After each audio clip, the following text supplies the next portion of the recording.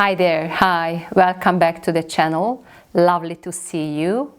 And today I brought an important topic, which is judgment. And I will talk about how this can make your life harder, and also how it can mess with your business, with your money manifestation.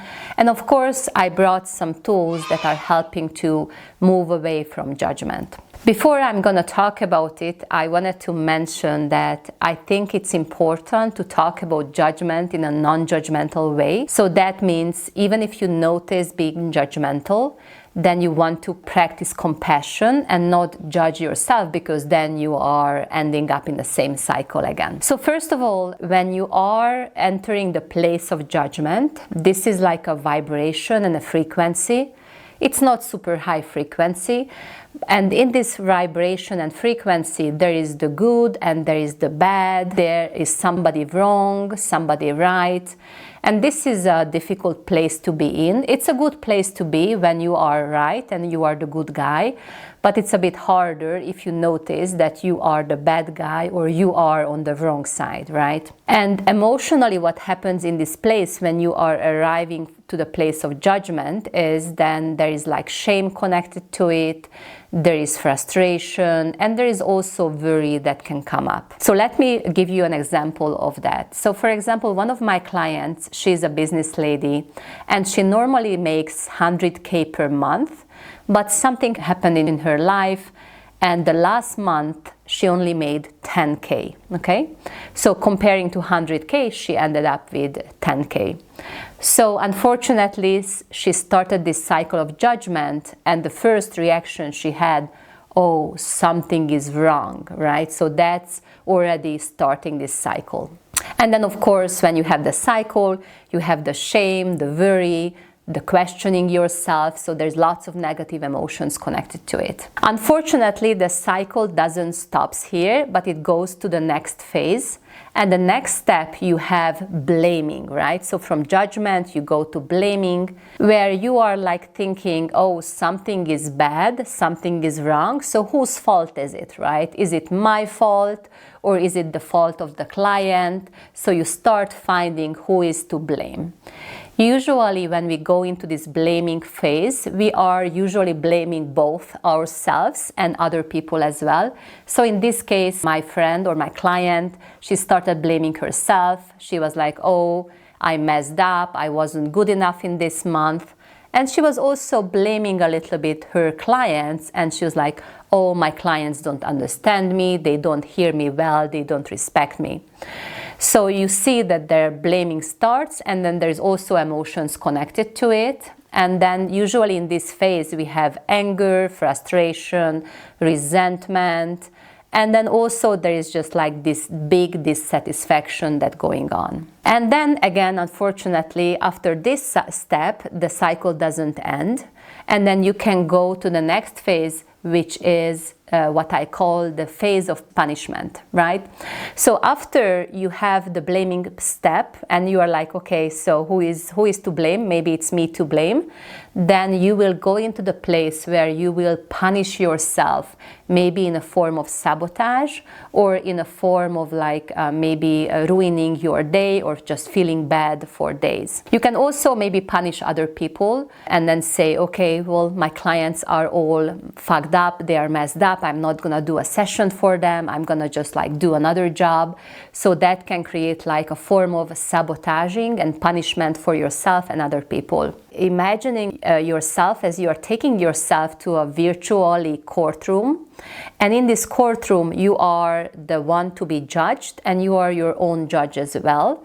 And then we all know that after the judgment there is like a punishment coming, so you will end up in sabotaging and you will make your life harder as well. Another client of mine, she decided to lose some weight, so she was finding a new way of eating which was very healthy for her, but then there were like some celebrations coming up and she was not really following her diet or the food she chose, you know, and that's still okay, like it happens, right? Like you start something new and something old is keep coming in and you just, you know, mess up, right? It happens. But then of course my client ended up in the space of judgment where she said to herself, oh, Gabby, I fucked up, I messed up, I am a bad person, I can't keep up my diet. And then eventually she started eating more and more food and even more chocolates. Eating more, it's kind of like a form of sabotaging and a punishment, because she went through the whole cycle. First, she judged herself to be wrong.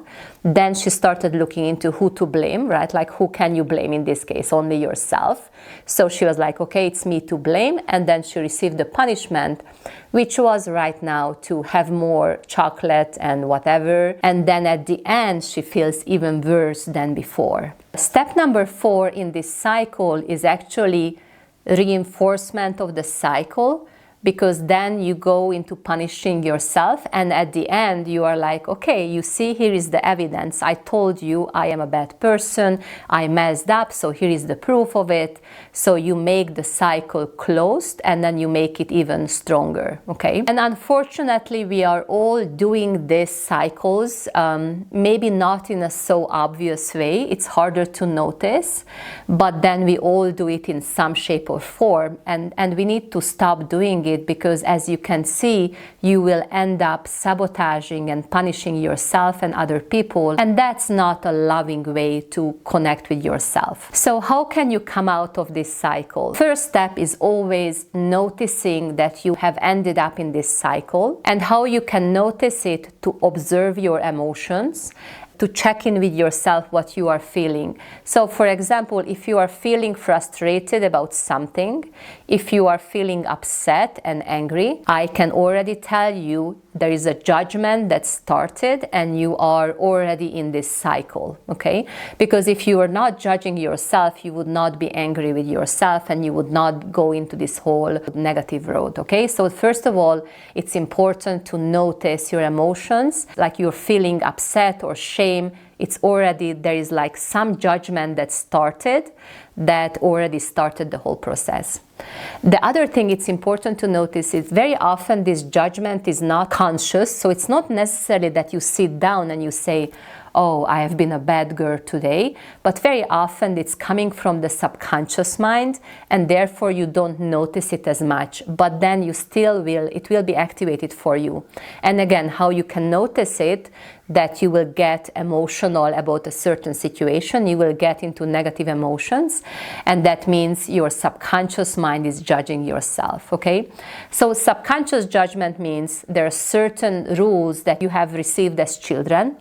So that would be like, oh, good girls are not eating as much cakes, or you should be making more money, or whatever. So we all have this judgment, and then this can come up from the subconscious, which is not necessarily yours. It's coming from your ancestors, and then it's activating. The first step is always to notice and be very mindful of that. So you need to be catching yourself. The other thing that is important is watch your own language and check how you talk to yourself, because very often we have this mind chatter that we don't notice because we do it internally.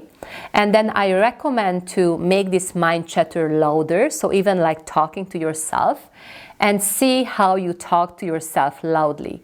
So if you are using lots of adjectives, I have to assure you, you are being judgmental of yourself. And also, if you are not describing the situation objectively, then you are also in a judgmental place. So for example, in this case where my client was not making that much money, the objective space would be simply, last month I made this much money, this month I made this much, and that's it, right? So that's like simply describing the situation.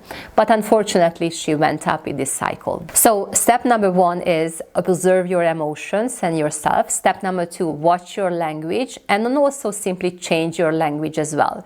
So if you say, oh, I fucked up, you can simply ask yourself, does this work for me or it doesn't work for me?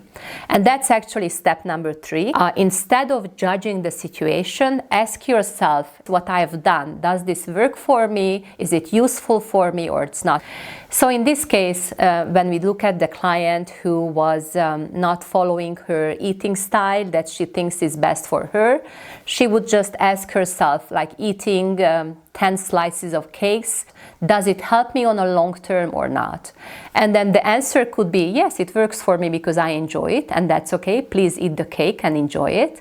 And the answer could be also, no, it doesn't work for me because it's not good for my body right now. It doesn't work for my body, and I choose not to do it, okay? So instead of describing the situation as good or bad, simply ask yourself, is this beneficial for me or not? In the other case that I described with the business lady, she's making 10K right now. Does this work for me or not? And the answer could be, yes, it actually works for me because I already have so much money that I don't need more, so I am okay with making less. Or the answer could be also, no, it doesn't work for me at all because I'm manifesting more money, I need more money. So in this case, just be open and curious and see, like, how can I change it maybe next time? Is there something I need to improve? Maybe change up something, but simply be curious about the whole situation without being judgmental or hard on yourself. And step number 4 is be kind and compassionate to yourself always and all the time. I believe in Europe maybe, but also maybe in North America, there is like a belief that we think the harder we are on ourselves, the better results we get. And that works for certain people, being hard and critical on ourselves, and then after we will get improvement. But on the long term, being hard on yourself, it's not gonna work, because at the end there will be like some kind of resistance. Just like imagine in a school, right? So imagine there's a teacher who is threatening the kids to learn good. It will have some effect because the kids will be afraid and they will be learning. But imagine also another teacher who is compassionate and loving and helpful and still, wanting them to improve. I think on a long term, this second way is always more helpful. This is what I wanted to share today, and just simply to summarize and to make sure I am clear enough. So judgment is not good or bad. It's something that you have been programmed, and you can also unprogram yourself every day more and more. And the best way to move away from it is simply ask yourself, what I just did before, is this something that works for me on a long term or doesn't work for me? It's not good or bad. I'm simply choosing it, how to do in a certain way. Okay? So be gentle and compassionate as always, and let's talk soon.